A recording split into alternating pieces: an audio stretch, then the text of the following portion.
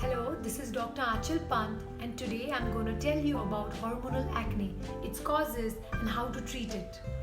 If skin and hair related content are of interest to you, then please subscribe to the channel.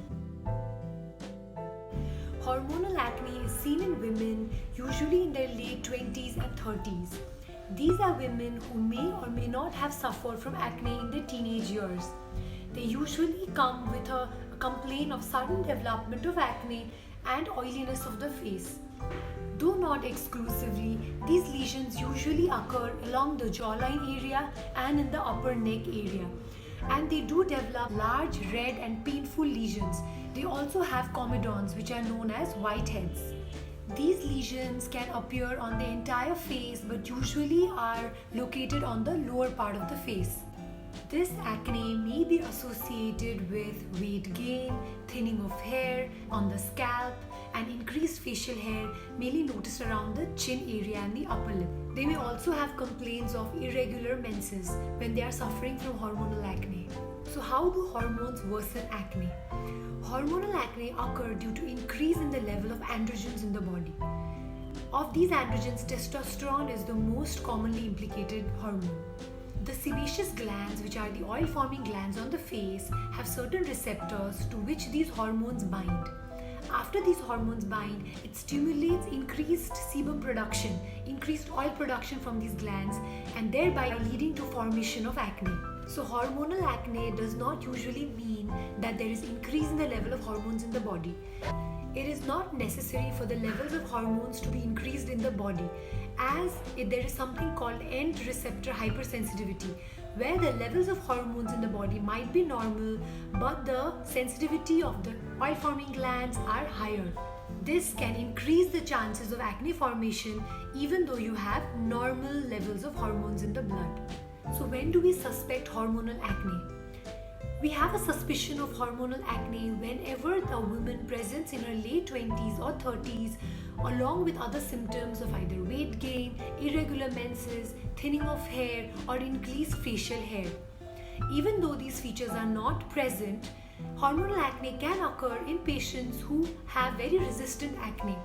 So when a patient is not responding to regular treatment of acne, like with oral antibiotics or even oral retinoids, the patient is not showing the response that you desire, that means that there might be an underlying hormonal imbalance which is causing the acne, and that needs to be corrected. So whenever we are posed with a resistant case of acne who has not responded to treatment or regular standard therapy given for a proper duration of time and the patient is compliant to therapy, then we always have a suspicion of an underlying hormonal influence. So what is the treatment that we give in hormonal acne? The treatment can be categorized into two types. One, which is a contraceptive pill, which is a combined contraceptive pill containing estrogen and progesterone, and the other pills which do not have any contraceptive action, such as spironolactone, which is marketed as aldactone.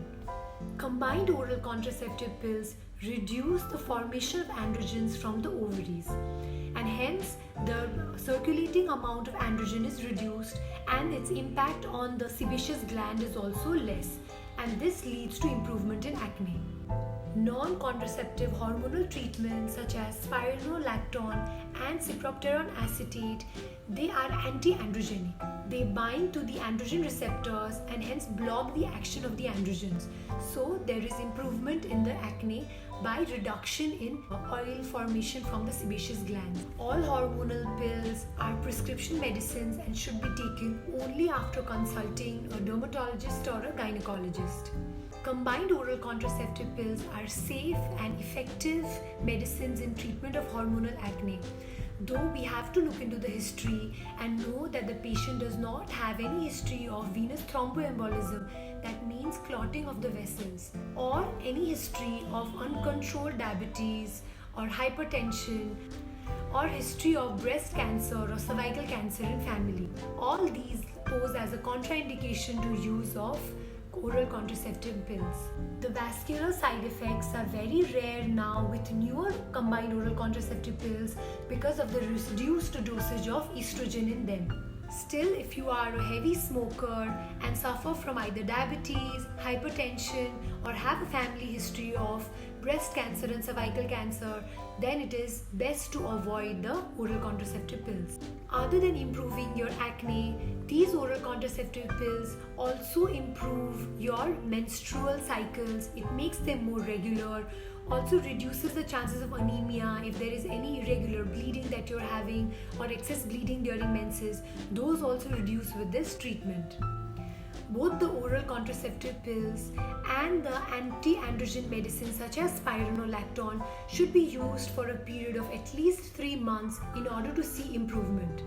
We usually suggest the treatment for about 3 to 6 months before it starts showing its action. These are usually given as add-on medications to standard acne therapy, which include oral retinoids and oral antibiotics along with topical antibiotics and retinoids. Hormonal therapy can be given as a standalone treatment in patients who have flares only during their menstrual cycles, and also in patients who contemplate taking isotretinoin. In those, we can only give topical medications for acne along with hormonal treatment. So if you're suffering from severe acne, not responding to treatment, even after being very compliant to therapy and taking the medicines regularly as advised for a proper duration, which is for 3 to 6 months, then you can make suggestions with your treating physician about adding a hormonal therapy to improve the results of acne.